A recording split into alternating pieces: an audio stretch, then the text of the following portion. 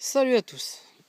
Alors je fais une vidéo parce que j'ai un seuil de porte coulissant qui est de faux niveau et c'était un maçon qui l'avait fait.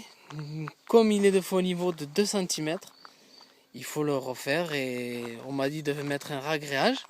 Mais mettre un ragréage c'est pas trop le top. Alors du coup, le mieux c'est de refaire un seuil, de monter d'une dizaine de centimètres, mais si vous pouvez pas, le mieux entre 7, ça suffit, 7-8 cm de béton, de remonter, c'est impeccable. Pour faire ce que j'ai fait, j'ai piqué le béton, comme on voit ici, j'ai fait des trous, pour que le béton il aille dedans, pour pas qu'il glisse, s'il y a un camion qui monte ou quelque chose comme ça, pour pas qu'il glisse. Ça, c'est la première des choses. Piquer un petit peu. Ensuite, pour pas qu'il se lève le béton, parce que même si vous piquez, il peut se soulever. Et une fois qu'il se lève, ça se casse, il va se casser en plusieurs endroits. Et du coup, s'il y a beaucoup de passage dessus, il risque de casser. Il faut le ferrailler. Si vous avez de la fibre, le fibrer en plus. Et le mieux, c'est de faire comme ce que j'ai fait ici. En fait, j'ai percé dans l'ancienne... Parce que ça, c'est une fondation, quoi. J'ai percé avec une mèche de 8 et j'ai mis une barre de 8 que j'ai tapé avec une massette. Je l'ai enfoncé. En fait, comme on voit celle-ci, elle est assez longue. Du coup, j'ai mis une autre que j'ai bien enfoncée parce que des fois, ça s'enfonce pas bien. J'ai percé, en fait, j'ai coupé les barres de 20 cm. Et comme on voit là, il reste à peu près 7 cm qui restent à l'extérieur. Il faut que ça rentre au moins de 10 cm. Si ça ne rentre pas de 10 cm, c'est que c'est pas trop le top. Ça peut rentrer de 5, 6, ça va, ça risquera pas de s'enlever. Mais bon, il vaut mieux aller au plus profond, comme ici on voit. Celle-là, elle a bien pris. Celle-là, pas trop.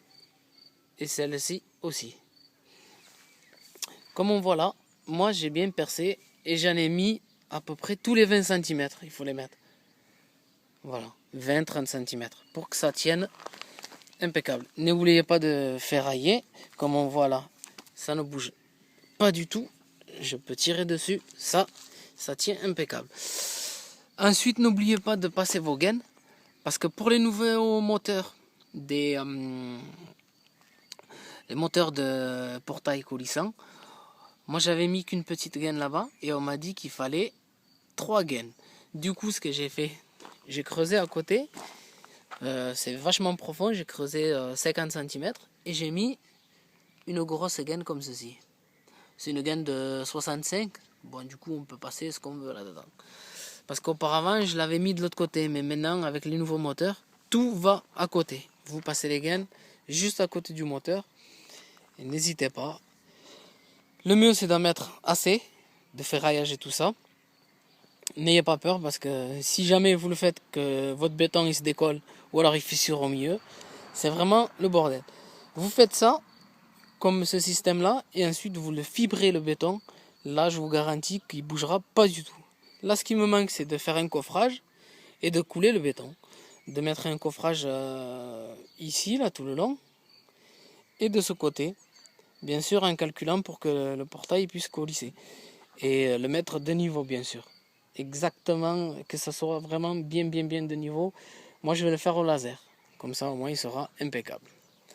Bon, ben voilà, j'espère que cette vidéo vous permettra de faire votre seuil de portail et de ne pas embaucher un maçon du dimanche. Voilà, je vous souhaite une très bonne vidéo à tous.